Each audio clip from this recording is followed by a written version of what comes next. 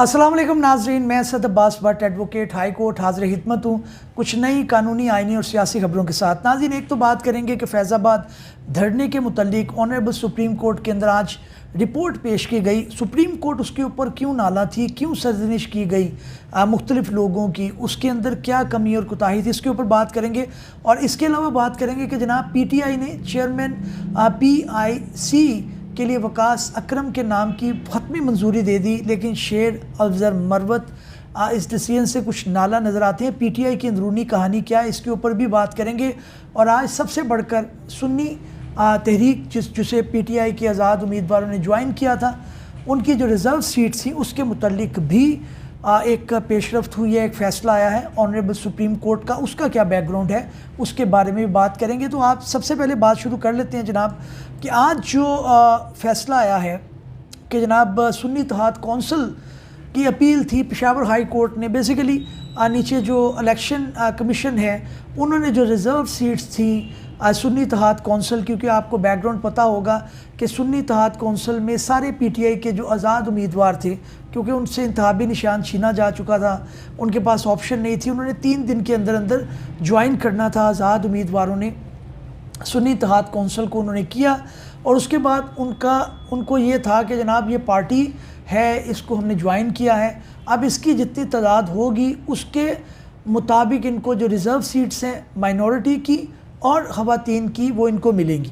लेकिन हुआ ये कि उनको नहीं दी गई। इलेक्शन कमीशन ने कहा कि जनाब ये इसके अंदर जो है वो सारी रिज़र्व सीट जो हैं वो बाकी पॉलिटिकल पार्टीज़ को दे दी जाएंगी और सुन्नी इत्तेहाद कौंसिल को नहीं दी जाएंगी। उस मामले को उन्होंने पेशावर हाई कोर्ट के अंदर चैलेंज किया सुन्नी इत्तेहाद कौंसिल ने, वहाँ पर भी उनको रिलीफ नहीं मिला और तब उन्होंने इवेंचुअली मामला सुप्रीम कोर्ट में लेकर गए। और आज मंसूर अली शाह साहब ने ये हेड किया मामले को, तरमीनुल्लाह भी थे उस बेंच के अंदर। एक तो इतराज़ ये उठाया इलेक्शन कमीशन के वकील ने और फेडरेशन के वकील ने कि जनाब फुल बेंच इसके अंदर बनाया जाए। उन्होंने कहा जनाब अभी ये देखना है कि ये पीले समात के लिए एक्सेप्ट होती है नहीं होती। तो बहरहाल इसके अंदर लंबी एक बहस होती रही, मुख्तलिफ उसके अंदर चीज़ें देखने में आती रहीं। ख़वातीन की अरकान असम्बली का बेंच पर इतराज़ था, उन्होंने भी किया। हुकूमत का फिर 3 रुकनी बेंच पर इतराज़ था, वो भी आया। बेंच पर इतराज़ जो था वो उसे मुस्तरद कर दिया गया। उसके बाद जो है मामला आगे चलता रहा और फिर इवेंचुअली केस की समाअत में वक्फ़ा भी आया और पेशावर हाई कोर्ट का फ़ैसला जो है वो इवेंचुअली मुअत्तल कर दिया गया है और अपील समाअत के लिए मंजूर होगी। अब जो रिज़र्व सीट है सिर्फ उस हद तक मामला जो है वो उसको सेटिसाइड किया गया है। इसकी तफसील थोड़ी पढ़ लेते हैं।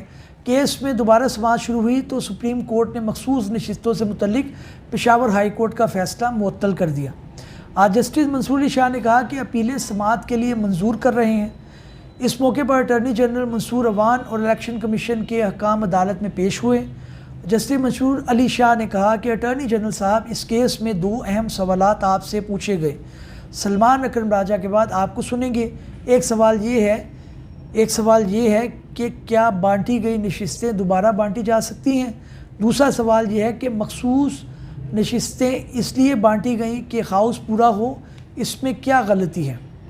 अटॉर्नी जनरल मंसूर उस्मान अवान ने जवाब दिया कि किसी उम्मीदवार ने सियासी जमात ज्वाइन नहीं की थी। अच्छा जी। जस्टिस मंसूर अली शाह ने कहा कि क्या आज़ाद उम्मीदवार की नशिस्तें दीगर जमातों को बांटी जा सकती हैं। आईन पाकिस्तान का आगाज़ भी ऐसे ही होता है कि अवामी उमंगों के मुताबिक अमूर अंजाम दिए जाएंगे। अवामी उमंगों के मुताबिक अमूर अंजाम दिए जाएंगे। क्या दूसरे मरहले में मखसूस नशिस्तें दोबारा बांटी जा सकती हैं। अपीलें समाअत के लिए मंजूर कर रहे हैं, दूसरी जमातों को किसी कानून के तहत सीटें दी गई। ये वो नुक्ता है। उन्होंने कहा कि अगर PTI जो है वो एक पार्लिमानी जमात नहीं थी या उसके जो वज़रा थे वो जो इलेक्ट हो के आए उम्मीदवारान, उन्होंने अगर दूसरी पार्टी ज्वाइन की तो आप क्या कहते हैं कि जनाब वो पॉलिटिकल पार्टी नहीं थी, वो एक पार्लिमानी पार्टी नहीं थी। तो क्या सवाल ये है कि आप उनकी जो नशिस्तें हैं जो सुन्नी तहरीक की हैं, क्या वो आप किसी दूसरी पॉलिटिकल पार्टी को दे सकते हैं। ये कानून में कहाँ लिखा गया। फिर उन्होंने ये जो कहा कि आइन यहाँ से आगाज़ करता है कि अवामी उमंगों के मुताबिक अमूर अंजाम दिए जाएंगे। ये आइन की स्पिरिट है, ये आइन की रूह है, जिसके अंदर उन्होंने पूरा आइन समोया हुआ है कि लोगों की उमंगों के मुताबिक आइनी अमूर जो है वो अंजाम दिए जाएंगे। अब लोग ये कह रहे हैं कि एक पार्टी को उन्होंने सेलेक्ट किया है, इलेक्ट किया है, उसको आगे जो है वो टेक्निकल बुनियादों के ऊपर रद्द कर दिया गया, लेकिन इसके बावजूद उनकी जो रिज़र्व सीट्स हैं वो कैसे दी जा सकती हैं। लोग पीटीआई को सिलेक्ट कर रहे हैं, उनके पास बल्ले का निशान नहीं है, ठीक है, फेयर इनफ। उन्होंने सुन्नी तहरीक को ज्वाइन किया, आपने उनकी सीटें उठाकर जो है वो दूसरे लोगों को दे दी। तो ये अवामी उमंगों के मुताबिक अमूर सर अंजाम दिए जा रहे हैं, इस चीज़ का सवाल है। तो ये तो सवाल बड़ा क्लियर कर दिए। बहरहाल अदालत ने जो है फ़ैसला पेशावर हाई कोर्ट का मुअत्तल कर दिया।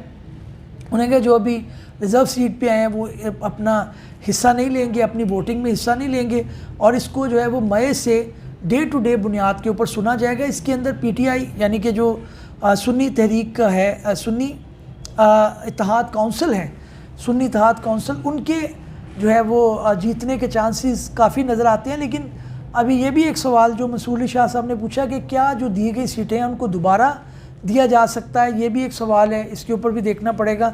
कुछ अभी चीज़ें तय होना बाकी हैं, लेकिन दोनों साइडों पे आर्गूमेंट अच्छे हैं, अच्छी एक बहस देखने को मिलेगी।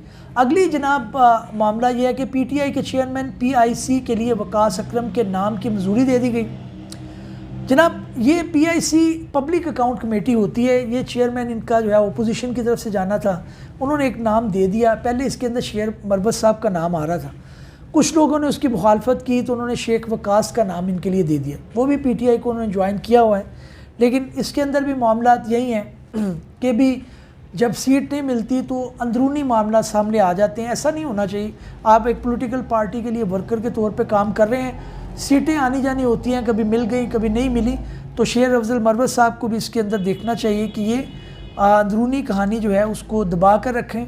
बाकी तबसरा करते हुए जो गोहर हैं, बैरिस्टर गोहर, उन्होंने अच्छा तबसरा किया। उन्होंने कहा जनाब हमारी 78 नशिस्तें थी जो रिज़र्व सीट पर थी, उनको मिलाकर जो है वो 2/3 अक्सरियत हुई थी गवर्नमेंट की, अब वो खो चुके हैं, तो उनको इसके अंदर जाना चाहिए, वापस जाना चाहिए।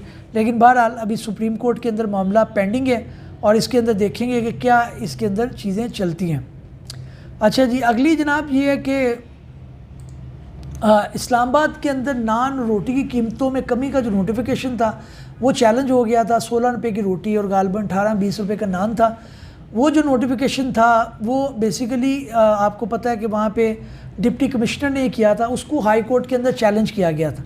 आज उसे वापस ले लिया गया है। अब ये समझ में नहीं आ रही कि रोटी 16 की बिकेगी नहीं बिकेगी, क्योंकि पंजाब की हद तक तो मरीम नवाज़ साहिबा ने किया था इसके अंदर, लेकिन इस्लामाबाद में अब जाहिर है इसके अंदर एक रोटी और नान महंगा हो जाएगा। अच्छा जी, अली ज़फ़र सैनेट में पीटीआई के पार्लिमानी लीडर मुकर्रर हो चुके हैं, ये भी उन्होंने कहा है जनाब कि इनको लीडर मुकर्रर कर दिया जाए। अगली जनाब बड़ी जो है वो इम्पॉर्टेंट खबर जो आ रही है वो आ रही है कि जनाब चीफ जस्टिस ने फैज़ाबाद धरना कमीशन की रिपोर्ट पर बरहम। अब ये बरहम क्यों हुए हैं? बरहम इस वजह से हुए हैं कि उन्होंने कहा जी कमीशन को जो काम कहा गया था वो उन्होंने किया नहीं है। उन्होंने कहा जनरल फैज़ को एक दफ़ा बुलाया गया, वो नहीं आए, उनसे कुछ सवाल पूछे गए, उन्होंने उनका जवाब जमा करा दिया। उन्होंने कहा जी हम जनरल फैज़ को बुलाते हैं और उनसे पूछते हैं कि ये मामला क्या है, उनके ऊपर एलिगेशन है नहीं है। अब सार आलम आपको पता है एक राइटर भी हैं, एक तजियाकार भी हैं, मीडिया पर्सनैलिटी हैं, उन्होंने अपना एफिडेविट जमा करवाया था, उन्होंने भी कुछ इल्ज़ामात लगाए। तो सुप्रीम कोर्ट का ये कहना था कि जनाब दोनों जो जनरल फैज़ हैं और अफसार आलम, इनको आमने सामने बिठा के कमीशन को क्रॉस क्वेश्चनिंग करवानी चाहिए थी। उन्होंने किसी भी पार्टी ने इसके ऊपर आके अपना मौक़िफ़ नहीं दिया, तो वो रिपोर्ट से कोई इतना खुश नहीं हुए। अटॉर्नी जनरल को ने कहा जनाब आप बताएं कि इसके अंदर आपने इसको पब्लिक करना है या इसको सीक्रेट रखना है। पब्लिक करना पड़ेगा, इतना सीक्रेट तो इसको रख नहीं सकते, इसके ऊपर वैसे ही बड़ा तबसरा हो चुका है। बहरहाल उन्होंने कहा कि जनाब इसको अगर कर लिया जाता इम्प्लीमेंट फैज़ाबाद धरने केस को, तो 9 मई जैसे वाक़यात ना होते। बहरहाल इसके ऊपर नहीं किया गया, इसका जवाब वो देंगे। अच्छा जी, सोने की कीमत में 2500 रुपये जनाब मज़ीद महंगा हो गया, इजाफ़ा हो गया है, और अब जो है वो इसके अंदर जो है वो मज़ीद इजाफ़ा देखने में आ रहा है। इस्लामाबाद के अंदर साइफ़र केस की समाअत हुई आज जनाब, उसके अंदर भी पढ़ लेते हैं तफसील। शाह महमूद कुरैशी के साइफ़र केस में सज़ा के अलावा अपीलों पर चीफ जस्टिस आमिर फ़ारूक और जस्टिस मियां गुल हसन ने आज समाअत की। आर्गूमेंट चल रहे हैं, लेकिन इसके अंदर ज़ाहिर है एक तवालत दी जा रही है। उन्हें पता है प्रोसिक्यूशन को कि केस इतना अच्छा नहीं है, इतना एविडेंस नहीं है, और लिहाजा उसके अंदर एक्विटल के चांसेस बहुत ज़्यादा हैं या सस्पेंशन के, इसीलिए इसको तूल दिया जा रहा है। लेकिन लतीफ़ खोसा साहब ने इसके अंदर बेशुमार आर्गूमेंट किए हैं। सुप्रीम कोर्ट की इसके अंदर ऑब्जर्वेशन भी आ चुकी है जब बेल ग्रांट की गई थी। आने वाले दिनों में देखते हैं कि इसके अंदर क्या फ़ैसला होगा। नाज़रीन, उम्मीद है हमारी ये काविश आपको पसंद आई होगी। नए वीडियो में हाजिर खिदमत होंगे, तब तक के लिए इजाज़त दीजिए।